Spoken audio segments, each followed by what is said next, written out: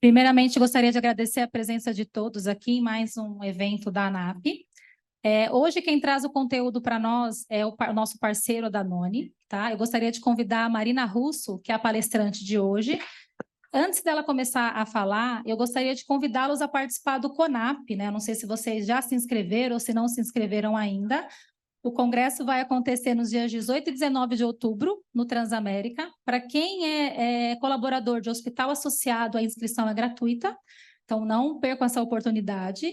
E para as demais instituições, o valor é R$800, tá? Mariana, à vontade. Bom dia a todos, vocês me ouvem bem? Eu estou aqui com o microfone, é mais para o pessoal de casa também ouvir bem. É um prazer enorme... Oh, não tá bom. Melhor. Boa. Foi.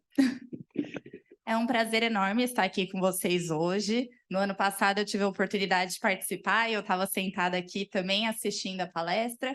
Espero que seja proveitoso. No final, qualquer dúvida que vocês tiverem, vamos conversar, vamos debater. Acho que realmente o intuito aqui é uma troca. E hoje eu vou trazer, então, um pouco a reflexão de: será que estamos otimizando o cuidado nutricional em um mundo que está envelhecendo? Deixa eu ver aqui se eu acerto.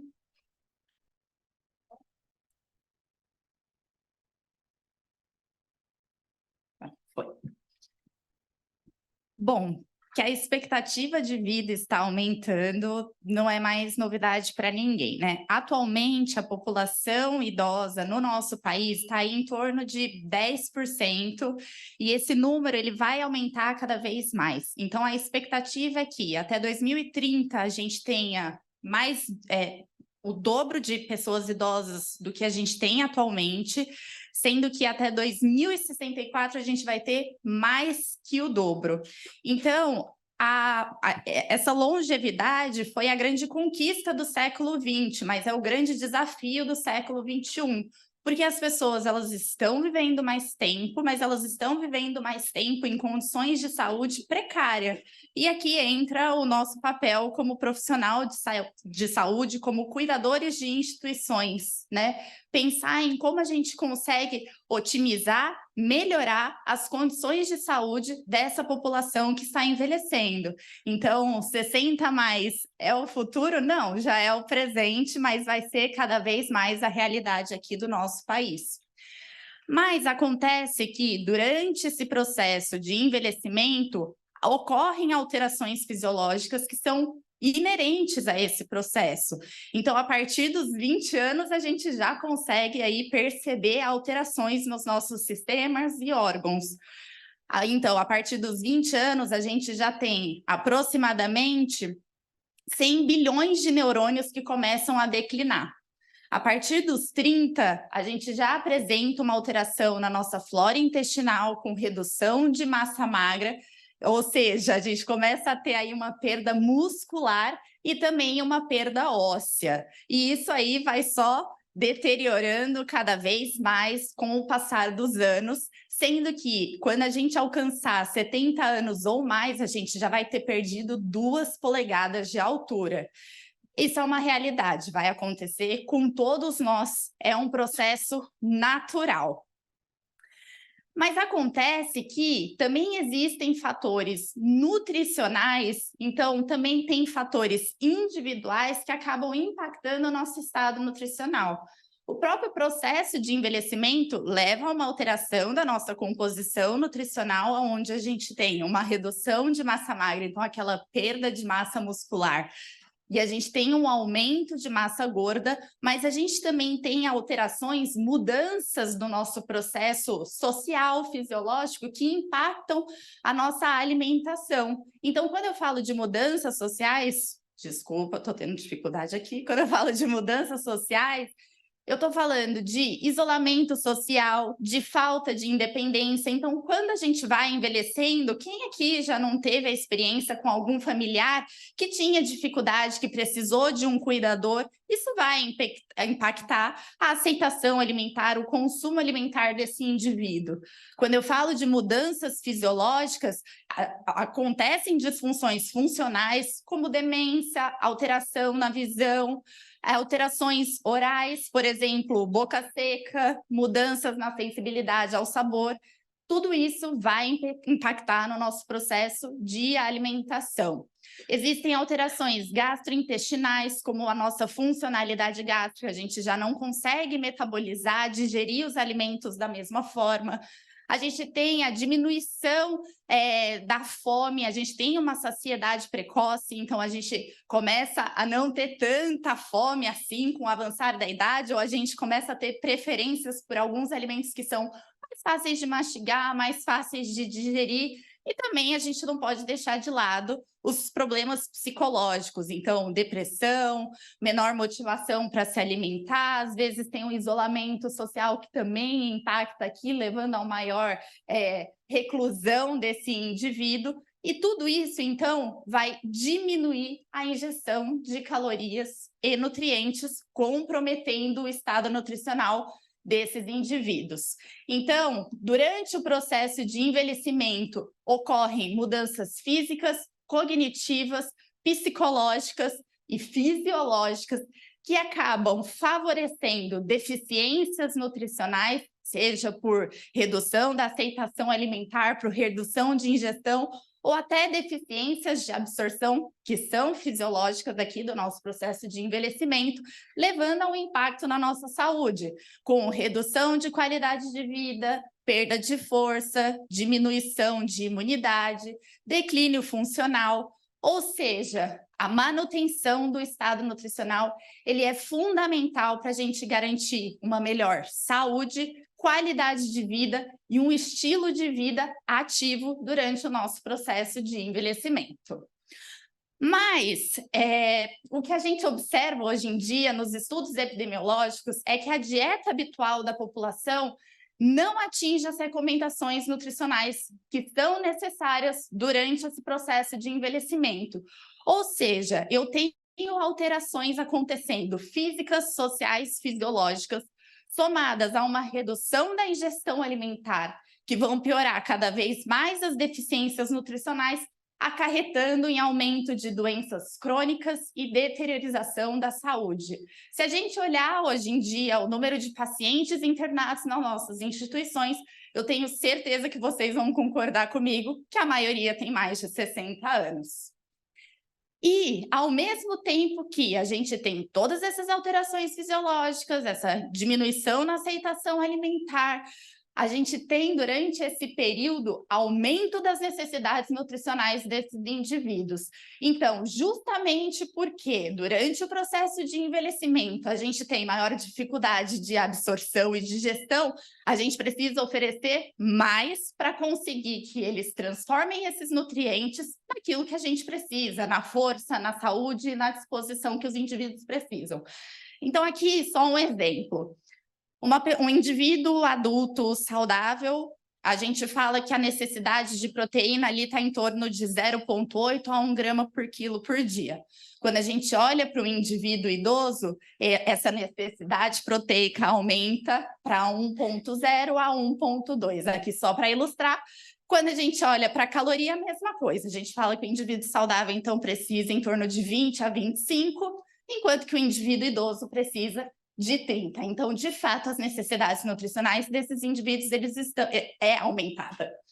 E quando esses indivíduos têm alguma condição de saúde, alguma doença, estão em algum estado patológico, essas necessidades aumentam ainda mais. Então, se eu tenho uma doença aguda ou crônica, minha necessidade de proteína sai de 1,0 a 1,2 para 1,2 a 1,5.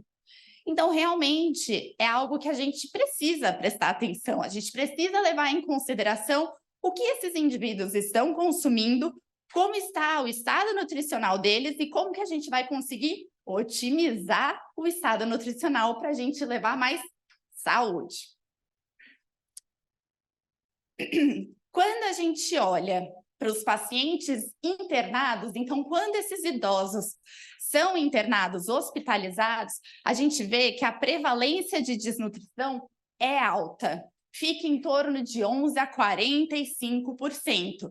Esse é um valor muito significativo.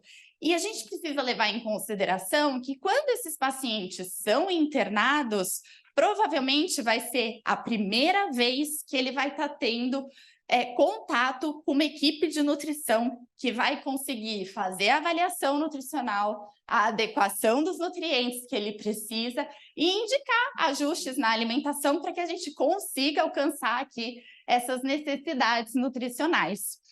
E a gente também não pode esquecer que durante o período de internação acontecem muitas alterações que vão impactar ainda mais a aceitação alimentar.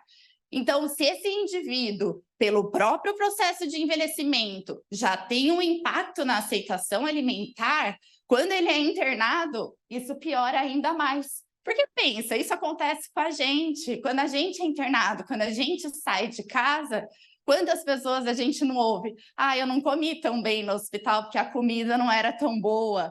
Ou, eu não comi tão bem no hospital porque não era o que eu estava habituado, não são nos horários que eu costumo comer. Isso também vai impactar os idosos. E nesse estudo, que avaliaram 20.000 pacientes, eles viram que 1 em cada 2 pacientes internados consumiam menos da metade das refeições servidas. Ou seja, a gente tem um processo de envelhecimento que impacta fisiológica, cognitiva, social. Leva a uma diminuição na aceitação alimentar, com impacto ali no nosso estado nutricional, com deficiências nutricionais. E a gente ainda tem no hospital uma alta prevalência de desnutrição com pessoas que não consomem metade da alimentação que a gente está servindo. Quando a gente observa aqui números para vocês verem mais fácil, né? Nesse estudo, foram avaliados 346 pacientes durante 4 dias da internação. 36%, somente 36% consumiu mais da metade da dieta oferecida.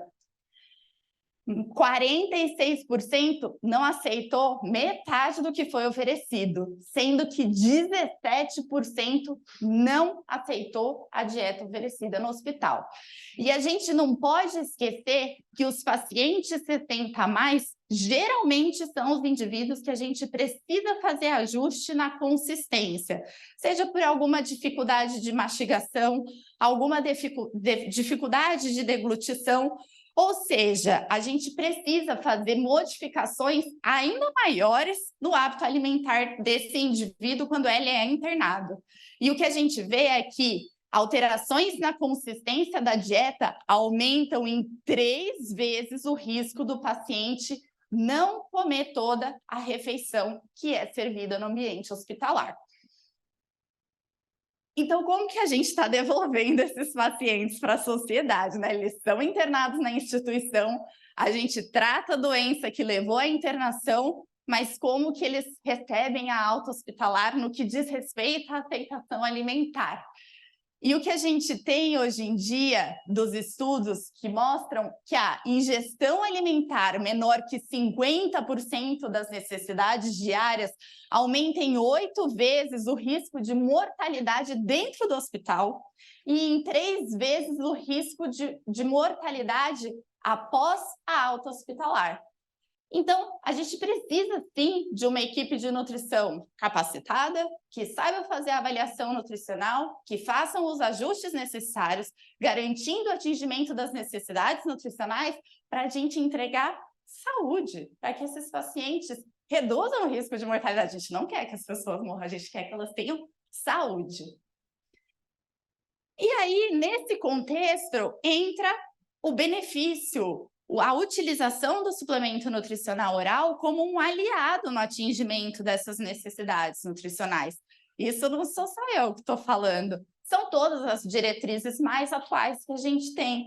Então, aqui, no guideline da ESPEN, a gente vê que idosos hospitalizados com desnutrição ou em risco de desnutrição deve ser oferecido um suplemento nutricional oral para a gente auxiliar no atingimento das necessidades nutricionais e na ingestão alimentar desse indivíduo. Mas claro que existem alguns desafios que permeiam o suplemento nutricional oral. A gente ouve isso na prática clínica. Eu não gosto do sabor, eu acho que é alto volume, eu não gosto da textura, eu não gosto do cheiro. Então, existem desafios que permeiam a adesão e a palatabilidade. Então, tanto essa aceitação quanto a palatabilidade, eles são influenciados pelo sabor, pelo cheiro, pela textura. Isso precisa também ser levado em consideração. E aqui entra mais uma vez a importância da equipe de nutrição no cuidado desse paciente. Então, a equipe de nutrição, ele vai identificar se esse paciente já está desnutrido ou se tem um risco de desnutrição. A equipe de nutrição vai indicar um suplemento nutricional oral de forma efetiva e ele também vai conseguir fazer ajustes sempre que necessário. Precisa de um acompanhamento para ver se esse paciente está aceitando o suplemento ou se a gente precisa sugerir algum ajuste, alguma modificação.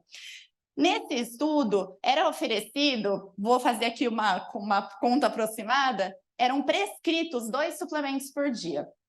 E eles observaram que só era consumido em torno de 1. Ou seja, tinha um desperdício de 48%. Mas, quando tinha o envolvimento do nutricionista, teve uma redução significativa no desperdício. Isso porque a nutricionista vai ser capaz não somente de ajustar a dieta padrão que é oferecida no hospital, então fazer ajustes ali sempre que possível, a gente sabe que nem tudo que o paciente quer pode, mas ela também vai fazer ajustes no suplemento. Agora, um outro fator importante que também está nas nossas mãos é a gente ter padronizado nos nossos hospitais suplementos que vão favorecer a adesão ao tratamento nutricional. Qual seria uma estratégia?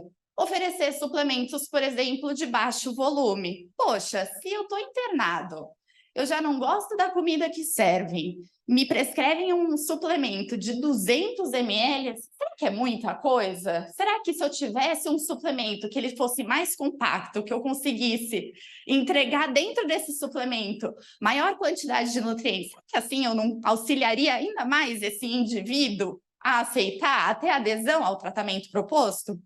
Foi isso que esse estudo mostrou. Então, pacientes foram divididos em 2 períodos de suplementação. Num primeiro período, eles recebiam um suplemento de 200 ml, e num segundo período foi oferecido o suplemento de 125 ml. E o que eles observaram foi que a adesão ao suplemento nutricional de baixo volume, ou seja, esse de 125 ml, foi significativamente maior quando comparado com o de 200 ml. Então, enquanto foi 91% a aceitação do de 125, foi 77% a aceitação do de 200 ml.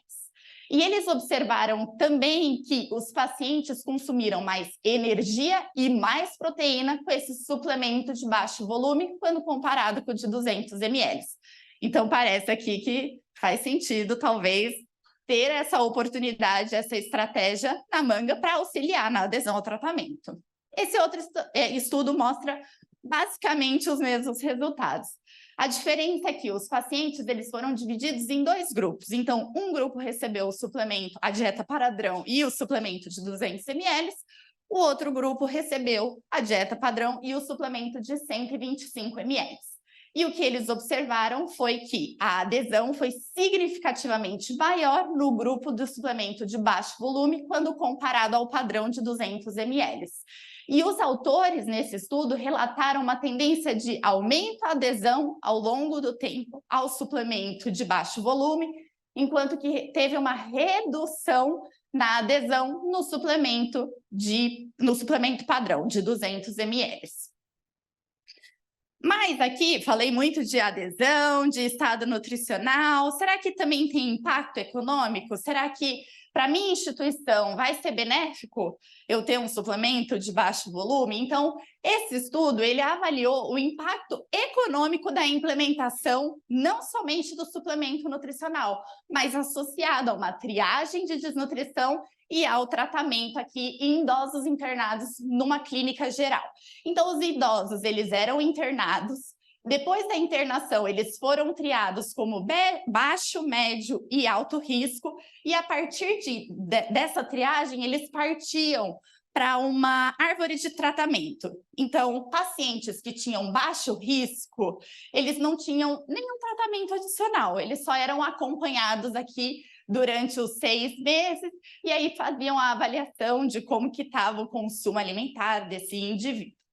Pacientes de médio e alto risco, eles entravam nessa árvore de tratamento que os de médio risco recebiam um aconselhamento dietético, e aí tinha também todo um acompanhamento durante esses 6 meses, com consulta, vendo que estava conforme a alimentação, como que estava a satisfação desses pacientes.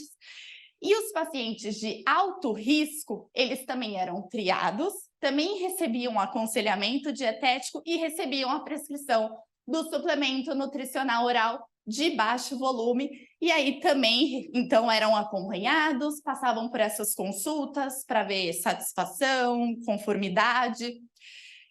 E o que eles observaram? Quais foram as principais conclusões? Teve uma redução significativa no uso de assistência médica, com redução de hospitalização em 49%, tempo de internação reduzida em 48%, as visitas aos médicos, aos profissionais de saúde também foram reduzidas em 21% e as prescrições de antibiótico reduzidas em 30%.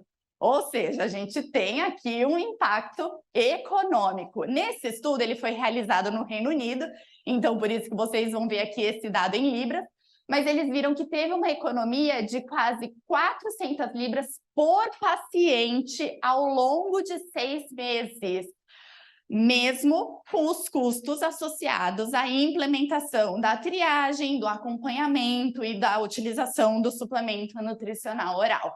Além disso, menos pacientes, né, a gente reduziu o risco de desnutrição, onde 53% dos caras mudaram de alto risco e médio risco para baixo risco. Ou seja, parece ter aqui um impacto econômico importante, considerável, que a gente precisa levar em consideração. E, além disso, os pacientes ficaram satisfeitos. Eles ficaram satisfeitos com o suporte nutricional que eles receberam, tendo aí 96% de satisfação para o suplemento nutricional e também tiveram uma alta adesão ao tratamento nutricional proposto. Então, gente, aqui também, só para contribuir ainda mais com essa reflexão, nessa revisão sistemática que eles levantaram alguns estudos controlados, randomizados, eles viram uma tendência positiva a favor da utilização do suplemento nutricional oral. Essa revisão sistemática, ela mostrou que o suplemento nutricional oral reduz significativamente as reinternações hospitalares, particularmente em grupos de pacientes mais velhos, com implicações econômicas para o cuidado de saúde.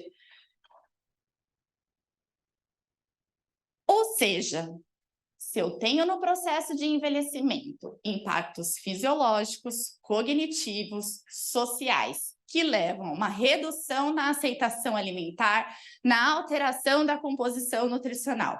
Além disso, a gente viu que esses indivíduos não conseguem consumir adequadamente o que eles precisam através da sua alimentação habitual. O suplemento nutricional oral, ele entra como um aliado para a gente conseguir atingir as necessidades nutricionais desse indivíduo. Mas a gente precisa garantir a adesão ao tratamento, não adianta só a gente prescrever por prescrever, a gente precisa saber se esses pacientes estão conseguindo consumir. E quando eles têm alta adesão ao suplemento nutricional oral, a gente tem redução de readmissão hospitalares, diminuição do risco nutricional e hospitalar, a gente tem redução de custos relacionados à saúde. Mas a gente precisa levar em consideração como que está a aceitação do suplemento.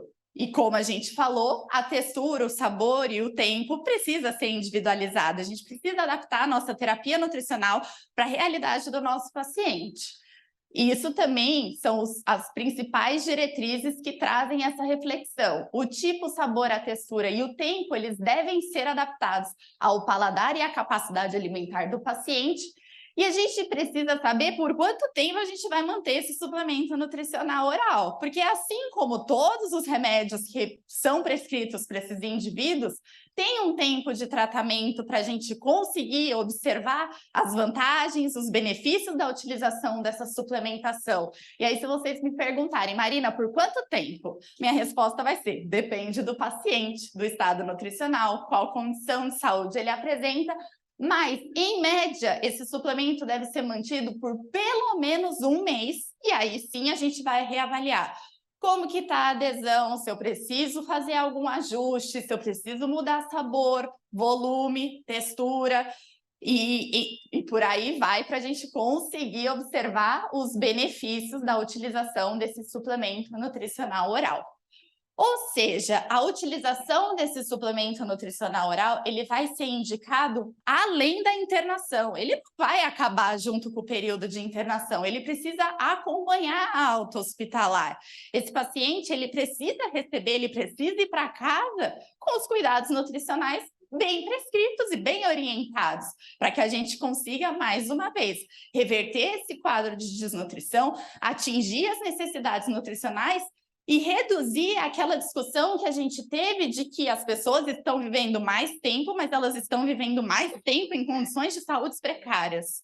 A gente precisa reverter esse quadro. Como que a gente vai fazer isso? É simples, com a utilização de cuidados nutricionais que vão facilitar o atingimento das necessidades nutricionais desses indivíduos.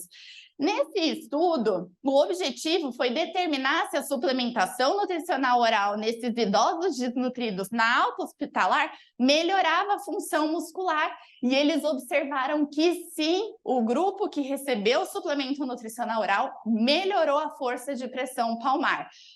Então, gente, o meu objetivo aqui trazendo esse estudo é mostrar que esse paciente não vai terminar o cuidado nutricional no dia da alta hospitalar.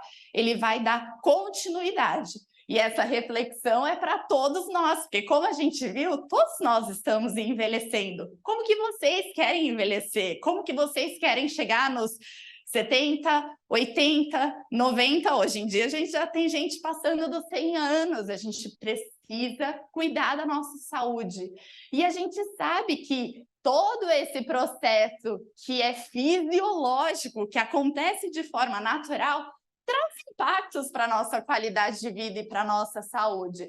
Claro que a gente sempre vai se deparar com os indivíduos que não recebem uma intervenção nutricional.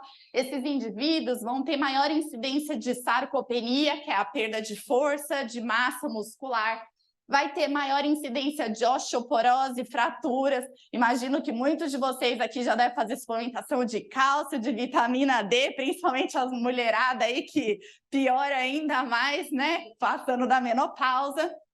A gente tem aumento de hospitalização, de desnutrição e de incapacidade física. Gente, se a gente fizer uma reflexão, a gente não quer nada disso para a nossa saúde. Então, a gente também não pode oferecer isso para os pacientes. A gente tem que vir para esse lado de cá, para a intervenção nutricional, para a gente melhorar a performance, para a gente melhorar a disposição, para a gente melhorar a independência, para a gente reduzir custos de saúde, idas ao hospital, para a gente reduzir tempo de permanência hospitalar, de internação. A gente quer melhorar a qualidade de vida e a saúde. Então, gente, como falamos, o mundo está envelhecendo, mas a gente está vivendo mais tempo com condições de saúde precárias. A má nutrição, ela é uma grande ameaça à nossa autonomia, qualidade de vida e saúde. Nesse contexto, o suplemento nutricional oral, ele é um fortíssimo aliado para a gente ter a redução da incidência de doenças, de custos e manter a qualidade de vida de todos nós, manter a nossa qualidade de vida dos nossos pacientes. A identificação precoce, claro que ela é fundamental, né? Precisa ser feito o rastreio, a gente precisa saber como esses indivíduos estão internando, como eles estão indo para casa, para que a gente consiga fazer o adequado manejo, as adaptações, indicar o suplemento mais adequado. Em indivíduos em risco ou deficiência nutricional, a gente já viu que a suplementação, ela não somente é eficaz, como ela deve ser implementada. E a adesão às doses dos suplementos recomendadas é essencial para que a gente tenha efetividade, né? Quando o médico prescreve para a gente um remédio, a gente toma certinho. Por que o suplemento é diferente? Ele é um tratamento para a nossa saúde. A gente precisa garantir aqui a adesão a esse tratamento. E agora o meu passador deu erro de novo. E na instituição de vocês? Vocês estão otimizando o cuidado nutricional dessa população que está envelhecendo? Como que é feito?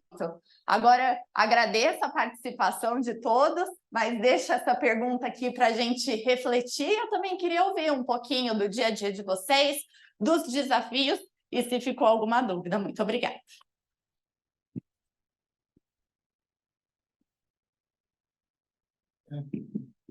Obrigado pela apresentação.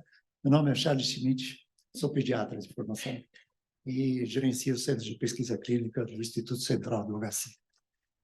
Como pediatra, já vou dizer para você que o idoso só vai chegar idoso se eu cuidar da pediatria, né? Nós já começamos por aqui. Os distúrbios alimentares da criança são muito semelhantes à do adulto. E a gente sabe que a questão de educação alimentar e o trabalho dos nutricionistas são fundamentais. Então, eu não sou tão induzido à suplementação nutricional quando eu sei que eu tenho um processo de educação e orientação a ser dado, principalmente pelos meus colegas que não prestam atenção dentro de uma UTI, dentro de um ambiente hospitalar, e isso é a realidade, né? Também um outro ponto, os estudos que você colocou, é muito difícil definir que só o suplemento nutricional é a razão da melhora, né? Se eu for avaliar um paciente internado por doença cardiovascular, ou se ele foi uma fratura de fêmur, ou se ele teve um processo de cirurgia prolongada ou oncologia, o ambiente é totalmente diferente. E você tem muita dificuldade de isolar o seu N, o seu endpoint, com outros pontos para dizer suplemento nutricional foi o fator que resolveu. Ele é um adjuvante, eu não sei quanto do adjuvante ele é, né? Então, a gente precisa prestar muita atenção, porque o suplemento alimentar não é a bala de prata, né? Então, hoje em dia, tem que se pensar, tem que se avaliar. O papel do nutricionista, para mim, é muito mais importante do que o suplemento alimentar. É muito mais. A interação dos nutricionistas dentro de uma equipe multidisciplinar e ter o contato da mesma coisa que o enfermeiro fala melhor com o paciente, o nutricionista também entra. Então, também no nosso ambiente socioeconômico, a avaliação da Inglaterra, com o NICE, não tem nada a ver com o ambiente socioeconômico brasileiro, principalmente nos hospitais públicos e os hospitais privados. Sistematizar ou validar um suplemento nutricional dentro de um hospital, como você falou, é algo muito mais complexo ainda, com os problemas que nós temos com os planos de saúde, né? O que isso impacta realmente em health economics, há muita coisa a discutir. Eu acho que a proposição que você coloca aqui é válida, mas a gente precisa estudar mais pesquisas, mais avaliações para que eu possa dizer isto é válido ou isso não é válido. Obrigado. Charles, Dr. Charles, muito obrigada. Eu concordo com o senhor, eu também acho que a equipe de nutrição aqui desempenha um papel fundamental, né? Mais uma vez, é necessário fazer a avaliação do estado nutricional desse indivíduo e ver ali quais são os ajustes necessários e como o suplemento vai contribuir. Mais uma vez, o suplemento, ele realmente vai ser um aliado e jamais o tratamento único, exclusivo. Ele vai vir como um amigo ali, um parceiro de todo o tratamento que esse indivíduo está passando, né? Agora, também concordo com o senhor que, enfim, todo o hábito alimentar ele é construído durante a infância, até durante a gestação. A gente já vê alguns estudos mostrando aí, né, o impacto da alimentação da mãe a longo prazo na vida desse indivíduo e longevidade. Mas a resistência anabólica durante o processo de envelhecimento também é uma realidade, né? A gente tem essas alterações que acometem o nosso organismo e que impactam a nossa aceitação alimentar, impacta ainda mais. E o que os estudos epidemiológicos mostram é que a população não consome o que eles precisam, né? Quando a gente fez estudos epidemiológicos de consumo de proteína, de cálcio, de vitamina D, a gente passa da metade da população não conseguindo consumir através da sua alimentação os nutrientes que eles precisam. E é por isso que a gente tem, geralmente, nesse público, prescrições tão longas de medicamentos, de suplementos vitamínicos, minerais. E aí a provocação que eu deixo aqui só para nossa reflexão é: será que um suplemento nutricional completo, que já entregaria todos esses nutrientes para o indivíduo, não pode contribuir ainda mais? Concordo que não é a bala de prata, não vai resolver todos os nossos problemas de serviço público. Também sei que a realidade do nosso país não é equivalente ao Reino Unido, e infelizmente, né, a gente ainda tem muita desnutrição, muita diferença econômica, mas a gente precisa, sim, levar em consideração o quanto o suplemento nutricional oral ele pode contribuir durante todo o tratamento, né, que esse indivíduo tá passando. E concordo com o senhor. O aconselhamento dietético por parte da nutricionista acaba desempenhando um papel talvez até mais importante ali, o cuidado, a atenção, o acompanhamento, o incentivo, né? Saber que tem aquela pessoa que vai passar para saber como eu me alimentei, isso acaba incentivando as pessoas a comerem mais no dia a dia, principalmente na internação hospitalar. E durante a internação, geralmente é o primeiro contato que essa população tem com uma equipe de nutrição, que vai começar a pensar mais sobre a nutrição, a importância da nutrição, né? Durante aqui o cuidado com a saúde. Mas concordo com o senhor, é super válida essa discussão, né? O meu papel era mais realmente plantar uma sementinha para a gente refletir juntos e como que a gente consegue melhorar, mas também cada instituição tem a sua realidade. Eu sei que não é fácil as padronizações. Tive a oportunidade já de trabalhar em serviços públicos e privados também durante minha formação aí de carreira. E eu sei que as realidades são bem diferentes, né? Quando a gente olha para esses serviços de formas distintas. Mas muito obrigada pela contribuição. Muito obrigada, parabéns, Marina. Na verdade, eu também queria contribuir um pouco da fala do Dr. Charles. Meu nome é Mariana, sou da Danone também. Eu fico à frente da área médica. E é muito legal a reflexão que o Dr. Charles trouxe de o quanto dentro do nosso sistema de saúde aqui no Brasil, né, seja a padronização dentro de um hospital privado ou dentro de um hospital público, às vezes a gente usa uma régua do ponto de vista de avaliação de tecnologia, né, de comprovação necessária, da mesma maneira para um medicamento biológico, um tratamento quimioterápico para suplementação. E é muito difícil, esse é um desafio globalmente. A gente nem sempre consegue ter os estudos com a mesma rigorosidade, tão controlados, que vão conseguir trazer o benefício de evitar uma reinternação, um tempo de internação reduzido só vindo do suplemento, mas eu acho que principalmente devem ter bastante nutricionistas ou pessoas que atuam na equipe de nutrição. A gente sabe o quanto o estado nutricional por si só pode fazer a diferença. E eu acho que esses dados que a gente trouxe em alguns estudos é um convite, muitas vezes, para as equipes de nutrição, para os gestores hospitalares, trazerem essa reflexão ali para dentro da sua realidade de: será que eu tenho indicadores que me permitam ver uma diferença em tempo de internação entre um grupo que foi suplementado ou não?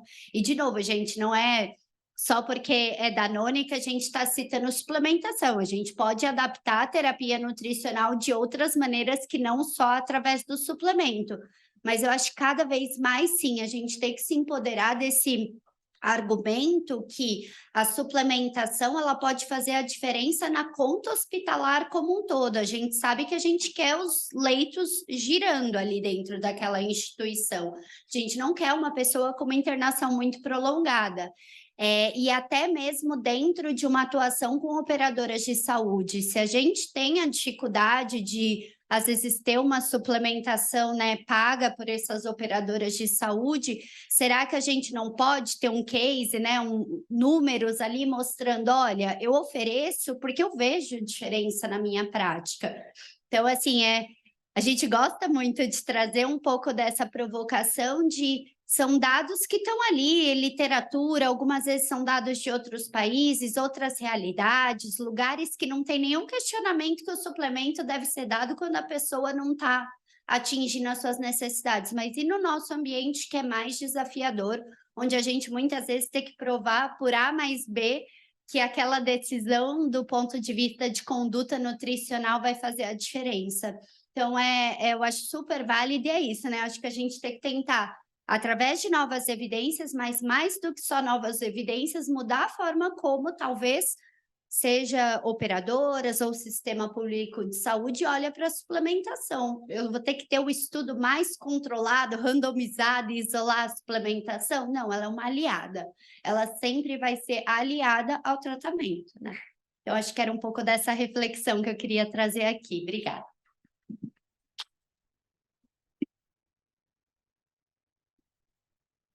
Alguém gostaria de contribuir, trazer alguma reflexão? Tem uma pergunta online, posso ler? Pode. A Fabiana, ela é enfermeira do HC e ela diz que ela trabalha com idosos e a questão dela é sobre alta hospitalar. Como deve proceder no momento da alta? Ela acredita que no SUS não oferece um suporte. Assim, o HC eu sei que tem uma equipe de nutrição bem consolidada, né? É até uma das referências aqui do nosso estado, do nosso país. E existem alguns ambulatórios no próprio HC que fazem o acompanhamento de determinadas clínicas ali, tem os ambulatórios específicos de cada clínica, né? Então, eu entendo que, minha opinião aqui de nutricionista, né? Conversar com a equipe de nutrição e estruturar talvez um protocolo de alta que seja mais adequado para a instituição, né? Enfim, orientação por escrito, educação nutricional, como o Dr. Charles trouxe. E muitas vezes pode ser necessária a alta hospitalar com o suplemento nutricional, mas o acompanhamento ele precisa ser feito e geralmente é feito com a equipe médica, né? Geralmente o paciente, quando ele recebe a alta hospitalar, ele recebe a alta hospitalar já com algum encaminhamento, alguma consulta já agendada para um retorno, enfim, para avaliação. Nesse caso, e aqui é até uma das reflexões que eu tinha quando eu estava no mundo da assistência, o quanto o médico que faz o acompanhamento, de fato, recebe todas as informações do que foi feito durante a internação, e talvez esse seja o gap que a gente... Seria um milagre para a gente resolver aqui no nosso país, né? Como que o médico que faz o acompanhamento recebe todas as informações do que foi feito. E muitas vezes os pacientes também esquecem do suplemento ali na hora da consulta, de conversar como está a alimentação. Às vezes a consulta é tão rápida, não dá tempo de entrar no mérito nutricional. Mas o melhor, né, sempre que puder fazer por escrito, para que aquele paciente tenha orientação, que ele consiga levar no seu retorno para o médico que vai fazer o acompanhamento, também ter ciência do que está sendo feito, como está sendo feito, ou como foi feito, e como a gente consegue otimizar, melhorar cada vez mais esse cuidado global, né, desse indivíduo. Mais alguém? Acho que era isso, então. Muito obrigada pela participação de vocês. Foi um prazer estar aqui, tomar um cafezinho. Obrigada.